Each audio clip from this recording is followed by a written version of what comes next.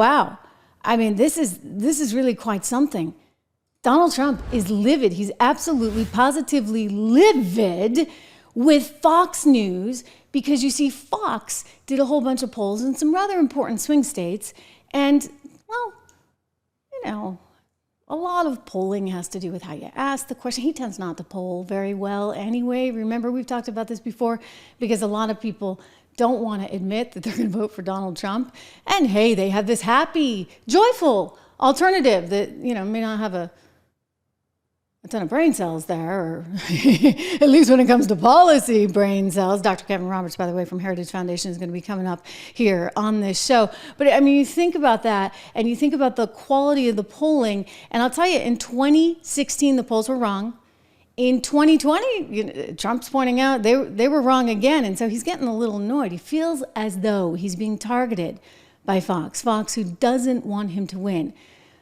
I have something to say on that because I think they have very mixed feelings about Donald Trump. He is so anti-establishment, and it makes it hard for those that are in the establishment, does it not? When you get somebody who's totally anti-you and will do things his way no matter what.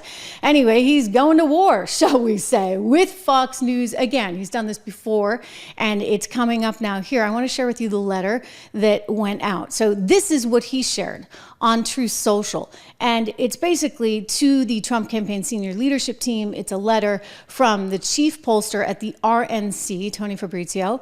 And it's basically calling out these Fox polls. Like, here we go again. This is what Fox does. And they're going to continue to kind of put you down in the polls. So they're calling out, if you would, the bias in the polls. I mean, we know the media is biased, but the polls themselves, you know, this is kind of an interesting question. Because, and I'm going to show you, if you look at Nate Silver's prediction model, which takes into account all of the polls, but also factors in some other less tangible type things, it's almost more like, dare I say, one of the betting markets, like Polymarket. It's more like a financial model. And what he's seeing is actually a better shot of Trump winning the presidency as a result of the Electoral College. We'll get to that in a second, but just understand how angry he is. He doesn't like these polls, basically, especially what you're seeing in Georgia, for example, what you're seeing in North Carolina, what you're seeing in Arizona. I mean, a lot of the polling I've seen actually shows him faring quite well in some of these places. They're really unhappy with all of these. North Carolina, they're willing to cut him some slack. They're saying, okay, you know, it's a little less funny, but Georgia, we don't like, and we don't like what we're seeing out of Arizona from you guys. And let's just point out, you've been wrong before. And so that's sort of the tenor of this letter. And as such, you know, as would be Donald Trump, he's going on the attack and he's launching a press release here. So the campaign has put this out saying, we report, you decide. Fox's polling has an awful track record. So they just want everybody to take this with a grain of salt, so to speak. It's that time of year again, they write. Fox is releasing atrocious polling. A look at the polling from this same period in 2020 shows that Fox was off in North Carolina, off in Arizona, off in Nevada by either 5.3 to 9.7%. Fox's only Georgia poll in 2020 was released in June, and that one overstated Joe Biden's support by 1.7%. President Trump, they write, continues to outperform polling from past cycles.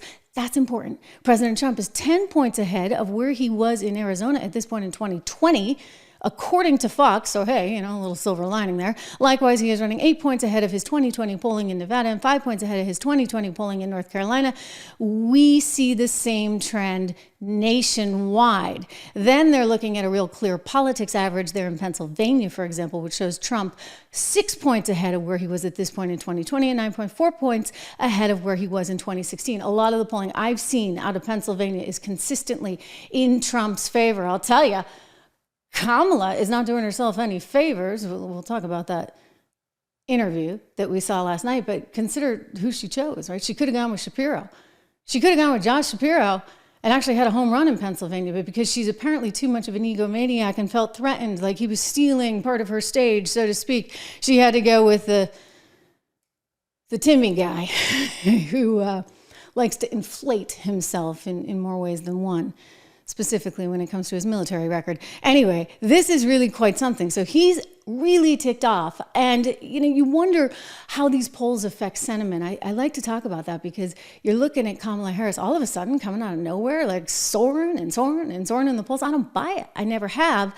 And I think that part of that is just sort of this psyop, if you would, of the mainstream media making a decision to anoint her. Think about it. Mainstream media also made the decision, did they not, to take Joe Biden out? I mean, look at the negativity that we saw eventually, not in the beginning, right? They were all cheap fakes. Washington Post coined that one, and the White House picked up on it. I wonder if the White House gave it to the Washington Post. Anyway, it was cheap fakes. So Trish Regan was showing you, I never showed you a cheap fake. I only showed you the actual raw footage. You can see for yourself that the guy was struggling. That was really, really, really evident.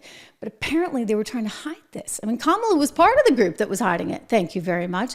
They were trying to hide this and thinking that, somehow maybe you wouldn't notice, but it turns out you did. And once that happened, they initiated this operation to take the guy down. And they took him down, and they now put in somebody who never won rightfully the position that she's now running for at the top of the Democrat ticket. It's wild. So, yeah, if I'm Trump, I'm a little mad at this because she's got every sort of benefit in the book. I mean, every possible thing they can do to help her, they are doing to help her, including perhaps how they're wording some of these polls. And for whatever reason, and we can talk about that, I do think that Fox News is somewhat threatened by the likes of Donald Trump. I think what we learned, certainly in 2020, was that they didn't want to see him there in the presidency. And then after J6, they jumped on that bandwagon, and they really intended to kind of tear him apart and tear him down until they realized that there were other players out there, like those of us in the podcast industry, or those of us over on Newsmax, those of us in other sort of pockets of opportunity that would damage Fox by taking audience share. They were like a monopoly. They were the only game in town forever. I mean, the biggest threat to Fox News was literally Fox Business. Hey, I worked there. I know this.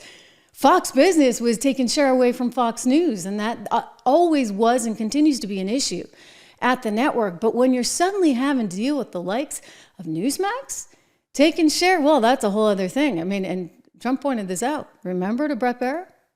You believe that they're political witch hunts. Of course.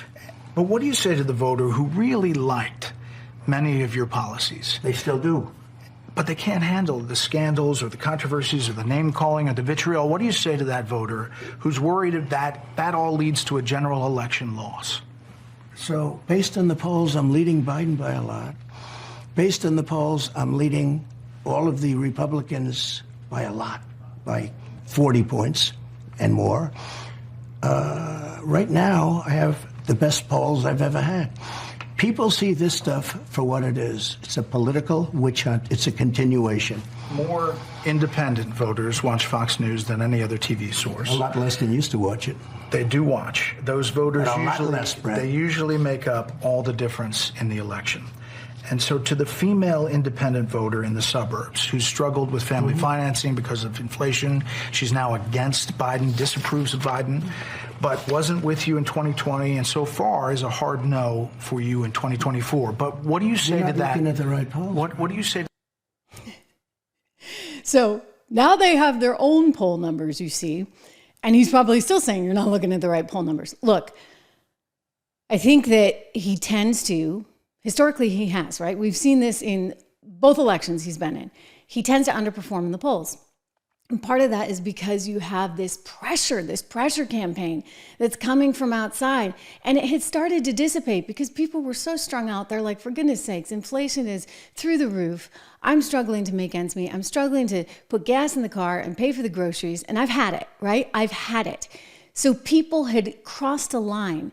And there was nothing about Joe Biden that was inspiring any kind of confidence. You're like, whoa, wait a second. Of course, I always said, wait until they figure out that they're not really voting for Joe, they're voting for Kamala.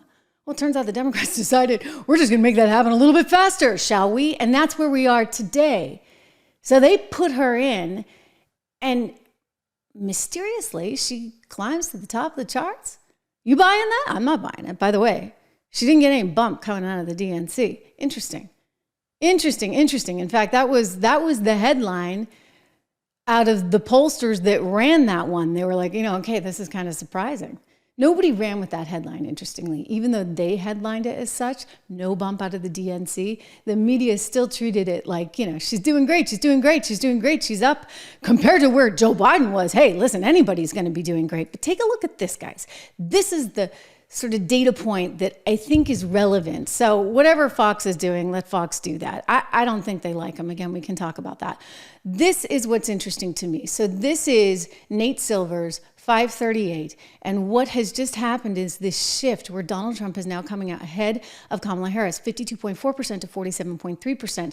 And I know a lot of you, I've shown you this before. In fact, just yesterday as it broke, you're like, oh, there's no way that there's a 47.3% chance that Kamala Harris could be the president of the United States. But indeed, according to Nate Silver, there is. And if you look at some of these other polls, they're trying to say, oh, she's winning this whole thing, hands down. I don't buy that. I don't buy that because, one, I think they're underestimating how much of a groundswell there is out there for Trump. Two, I think they're almost deliberately wording these questions, and the bias that's inherent within the pollsters and the polling itself is directed to try and help Harris because they want to deflate you. They want to make sure that you feel discouraged and you think there's no way he could possibly win. So why should I bother going to the polls? Well, let me tell you, you got to go to the polls, okay? And he absolutely can win. So this is Nate Silver's poll. I think this is fascinating to see. And one of the reasons Nate comes up, and it's not actually a poll, it's a collection of polls, and it goes into the the election model. See, my bias as a business reporter is coming through loud and clear. Anyway, he puts it into the model, this prediction model, and what he comes up with is an electoral college probability of 52.4% Trump winning versus slightly less, they're 47.3% going to Harris. Look, it's going to be a close election either way. I know a lot of us are like, how? Like, how does she even get 5%? Whatever. We'll talk about some of the reasons for that coming up. But anyway, take a look at what he writes. Part of the reason, for example, that you're seeing 47.3 to 52.4 is that the numbers don't add to a perfect 100 because of the possibility of an electoral college gridlock. That is a real possibility. And we need to think about the legal implications of that. Meanwhile, he said, there's another thing going on, and that's her weakness in Pennsylvania. Weakness in Pennsylvania.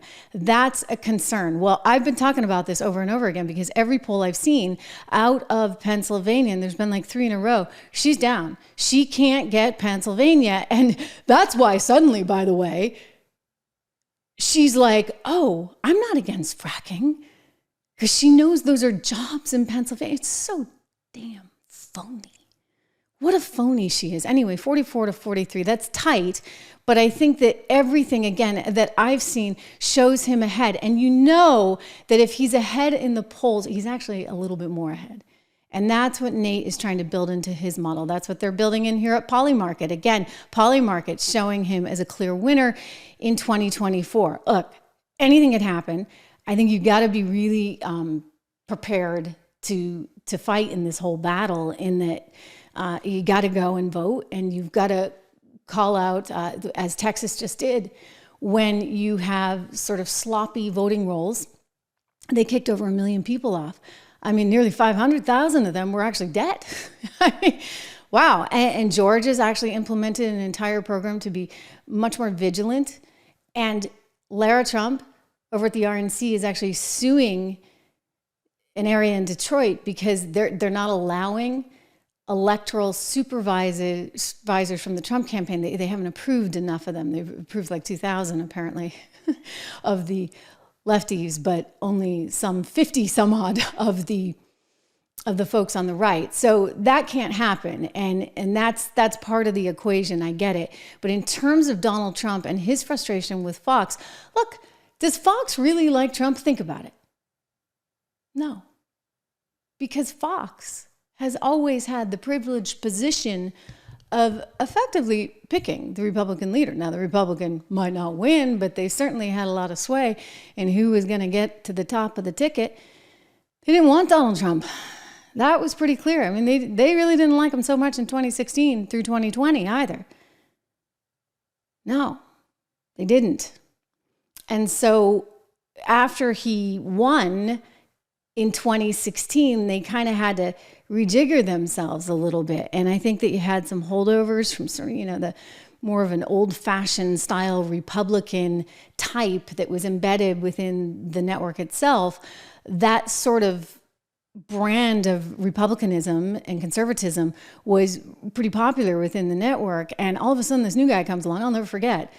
I mean, coming down that escalator, right? And I'm screaming in my office to the producers, oh my gosh, cut this, because it was like soundbite after soundbite after soundbite. And back in those days, you were literally writing down time code. And I'm like, okay, 2:11:24. It was just, and he didn't necessarily speak in perfect sound bites, right? Because he doesn't really end a sentence. So you're like, okay, where do I end this bite? And I'm listening to this and I'm just like, wow. Now, as a business reporter, what did I care about? Economic policy. He was talking about trade and tariffs in ways that I hadn't heard candidates talk about before. And guess what? People were actually getting excited about it. Imagine that. So I was jazzed. I'm like, wait a second. And of course, I read the entire tax policy from cover to cover. I'm like, this is good. This is smart. This would be great for our country. When I heard how he spoke about trade and tariffs, it was a far more sophisticated knowledge of these platforms and these opportunities, basically, right? He recognized that you didn't need to always fire shotguns, that you could actually use trade and tariffs to influence things in a pretty, dare I say, peaceful way. It's not, because there's economic pain, but obviously you'd rather have economic pain than actual lives being lost. And so I think, however, this was very different than what had, historically been liked or appreciated at Fox. And so once he came into office, he sucked all the oxygen out of the room. I mean, think about it, a Trump rally. They were like, don't take a Trump rally, don't take a Trump rally. By the time I was at the 8 p.m. show, I was like, but wait a second, like, people want to see it, right? Like, don't they want to see the Trump rally? And if we don't take it, somebody else will. But it was just sort of a strange, love-hate relationship there where they needed him and they realized, wait a second, oh my gosh, we need him more than he needs us. How could that have happened? Well, it happened because of all the change, the massive change that we are seeing in the media industry right here, right now. The fact that I'm doing this, make sure you subscribe. Subscribe to the channel. The fact that I'm doing this is actually part of that change. And he initiated a lot of that. Think about it, even with Twitter. It was so bad, he could reach the people directly that they actually had to shut down his Twitter account. My goodness. So now he's calling out the polls. He's furious with Fox. And he wants to win. He might just do it. He might just pull it off. I mean, again, I'm looking at Polymarket. I'm looking at what Nate Silver puts out there. And I think there's a lot of good signs, you guys.